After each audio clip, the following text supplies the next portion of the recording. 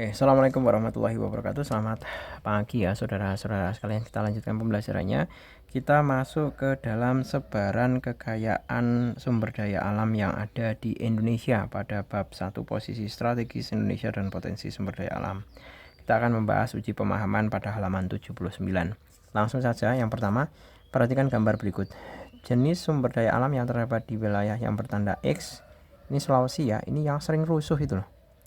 Yang ada dulu pernah masuk ke dalam berita, katanya banyak pekerja asing yang bekerja di sini. Salah satunya di mana? Morewali Mandar. Nah, bertanda X ini adalah jelas tambang nikel. Ini juga sempat kisruh juga, Indonesia itu menambang nikel mau diolah di Indonesia, kita tidak ekspor mentah, itu juga dipermasalahkan sama WTO. WTO itu adalah organisasi perdagangan internasional, World Trade Organization. Oke, langsung 2. Wilayah Indonesia mempunyai banyak sumber daya alam berupa panas bumi karena panas bumi itu dihasilkan oleh magma yang ada di dalam bumi. Nah, kalau urusannya dengan magma itu pasti berkaitan dengan letak geologis Indonesia, ya kan? Karena berada pada persimpangan lempeng pertemuan Eurasia, Indo-Pasifik, dan Indo-Australia. Jadi jawaban yang tepat adalah yang B. 3. Wilayah di Indonesia yang menghasilkan kayu cendana itu adalah jelas Nusa Tenggara Timur. Berikutnya, di sini ada sebuah stimulus ya. Cermati stimulus berikut untuk menjawab soal nomor 4 sampai dengan 5. Indonesia memegang peranan penting bla bla bla bla. Silahkan kalian baca di sini. Nah, ini tabel produksi ikan tuna dan cakalang di Indonesia pada sentra utama perikanan menurut provinsi tahun 2015. Silahkan dibaca sendiri ya. Kemudian kita langsung masuk ke bagian soalnya.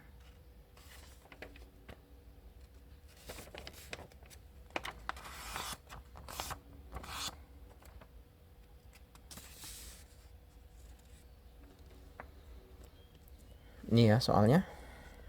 Ini tentang soal stimulus. Yang pertama,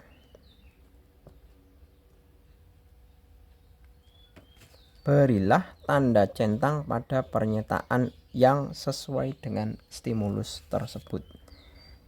Yang pertama, salah satu jenis sumber daya ikan yang memiliki potensi besar di Indonesia adalah kelompok ikan palagis besar. Nah, apakah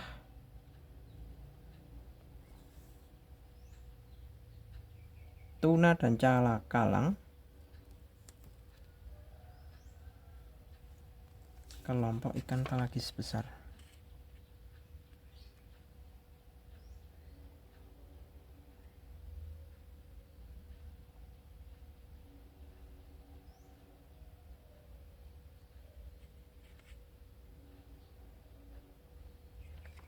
Sebentar, kelompok ikan palagis besar ya.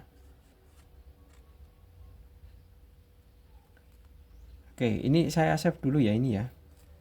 Sumber daya ikan tuna dan cakalang paling banyak terdapat di wilayah Indonesia bagian timur. Benar ya ini. Sulawesi, Maluku itu di atas 100.000 semua ya. Di atas 100.000. Berarti pernyataan ini benar. Penangkapan ikan tuna dan cakalang membutuhkan alat-alat tangkap yang lebih spesifik. Ini tidak disebutkan ya.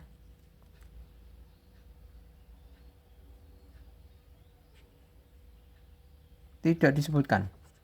Berarti pernyataan ini salah. Kemudian daerah Jawa Timur sebagai penghasil ikan tuna dan cakalang terendah pada tahun 2015. Jawa Timur ya ini ya. 42.000 ya, benar ya, penghasil ikan tuna dan cakalang terendah. Ikan tuna dan cakalang terendah itu benar. Pernyataan ini benar. Kemudian produksi tuna dan cakalang terus meningkat sejak tahun 2000 sampai dengan tahun 2015. Produksi tuna dan cakalang terus meningkat sejak tahun 2000 sampai dengan tahun 2015. Itu ada di dalam teks. Ya benar. Coba Pak Jul cari literatur dulu mengenai kelompok ikan pelagis besar.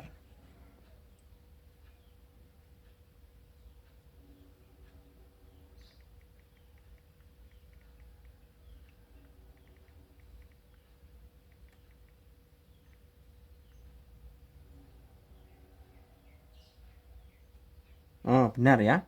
Beberapa contoh ikan pelagis besar itu adalah tuna dan cakalang.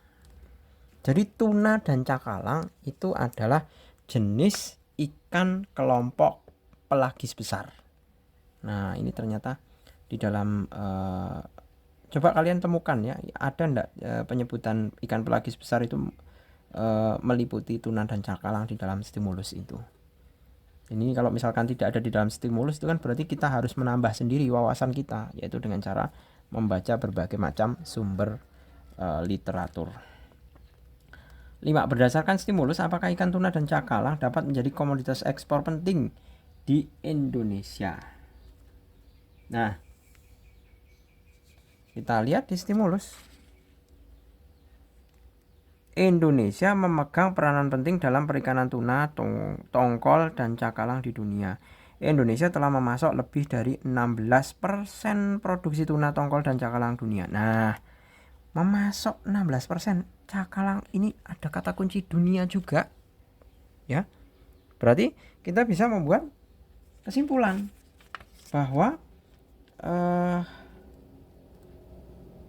apakah bisa menjadi komoditas ekspor penting? Jelas bisa. Karena Indonesia memegang prosentase produksi sebesar 6% untuk ikan tuna, tongkol, dan cakalang dunia. Nah, semestinya setidaknya 16% ini kan tidak mungkin untuk dikonsumsi penduduk kita. Ya kan? Itu jumlah yang sangat besar. Kalau dari lautan yang luas itu penghasilan tuna cakalang 16% Indonesia, itu kan yang sangat sangat besar sekali. Belum perairan ikan air tawar itu kan juga masih menghasilkan sumber protein lain. Nah, masih bisa dimungkinkan untuk diekspor. Sehingga nilai ekspor bisa menambah devisa negara. Seperti itu. Oke gitu, saya rasa cukup ya. Semoga bermanfaat. Terima kasih. Selamat pagi. Assalamualaikum warahmatullahi wabarakatuh.